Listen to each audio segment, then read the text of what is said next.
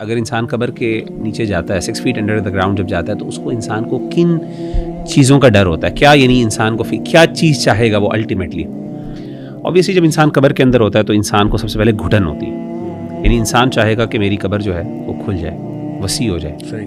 یعنی وہ جو ہے نا کہ میں ایک مٹی کے اندر یا ایک چھوٹے سے خانے کے اندر بند ہوں. ایک مومن کے لیے سبحان اللہ حدیث میں آتا ہے, صحیح حدیث ہے کہ اللہ کے رسول صلی اللہ علیہ وسلم نے فرمایا کہ مومن جو ہے اس کے لیے تا حد نگاہ, جہاں تک حتی مد البصر, یعنی یہاں تک انسان کی آنکھ جاتی ہے, ہماری آسمان تک جاتی ہے. امیجن کریں کہ ایک جنتی قبر کے اندر ہے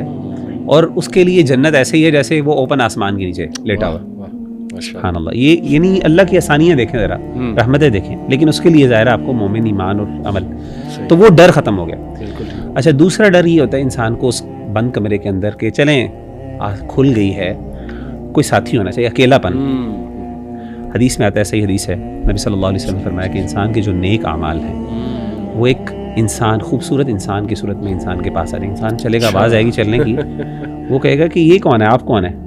کہے گا میں تمہارے اچھے اعمال ہوں. اور وہ آپ امیجن کریں قیامت تک اس کے ساتھ رہے گا. یعنی امیجن کریں کہ آپ اوپن آسمان میں ہیں اور آپ کے پاس کوئی بندہ گپ شپ لگانے کے لیے, یعنی ایون اگر آپ سو بھی رہے ہیں نا, آپ کو پتا ہے کہ ایک بندہ میرے ساتھ بیٹھا ہوا ہے, آپ کا محبت کرنے والا, آپ کا لوئل فرینڈ, وہ آپ کا جگر یا آپ کا یار آپ کے ساتھ ہے. اور آپ کو پتا ہے جب یار ہوتا ہے انسان کا, انسان جتنی مرضی مشکل میں ہو, جتنی مرضی مشکل میں ہو, اگر یار کے ساتھ انسان بڑے بڑے رسک لے لیتا ہے, چلو یار دوست ہیں ساتھ, کوئی نہیں, چلا کر. اور تیسری چیز سب سے بڑی چیز جو حدیث میں آتی ہے, نبی صلی اللہ علیہ وسلم نے فرمائی, کانسٹنٹلی اس کو موٹیویشن, یعنی اس کو خوشی اللہ تعالیٰ دیں گے. یعنی ایک ہوتا ہے نا دل لگانے کے لیے, اب جی میں کیا کروں, دوست بھی ہے, چلیں گپ شپ بھی لگا لی, لیکن کوئی انٹرٹینمنٹ بھی ہوگی وہاں پہ. جیسے کہ حدیث میں آتا ہے نا, صحیح بخاری اور صحیح مسلم کی حدیث ہے, اللہ کے رسول نے فرمایا کہ صبح اور شام 2 ٹائم انسان کو اس کا جنت میں گھر دکھایا جائے گا. یہ تمہارا محل ہے, ایک کھڑکی کھول دی جائے گی, اور کھڑکی پرماننٹ کھول دی جائے گی, ہوائیں آ رہی ہیں. یعنی قبر جو ہے وہ روضۃ من ریاض الجنہ. اس لیے علماء کہتے ہیں کہ تمہارے پاس آپشن ہے کہ اپنی قبر کو, یعنی مومن کے لیے امیجن کریں, مطلب یہ شاید ماننا آسان ہے, ہم شاید اس کو اپریشیٹ نہیں کر سکتے, لیکن اٹس ناٹ رانگ ٹو سے کہ اگر آپ مومن ہیں نا تو you are better under the ground. صحیح. اور وہ آپ کے لیے جنت, روضۃ من ریاض الجنہ, وہ جنت کا ایک باغیچہ آپ کے لیے بن جائے گا, اور آپ اس میں زیادہ کمفرٹیبل ہوں گے ایز کمپیئر ٹو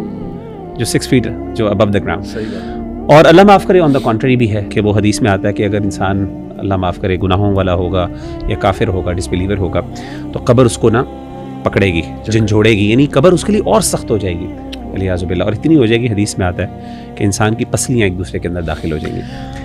دوسری بات یہ ہے کہ جو ساتھی ہوگا وہ فرشتے اس کو ماریں گے, عذاب دیں گے, اور وہ بڑے بڑے ان کے پاس ہتھوڑے ہوں گے جس سے وہ کانسٹنٹلی اس کو مار رہے ہوں گے.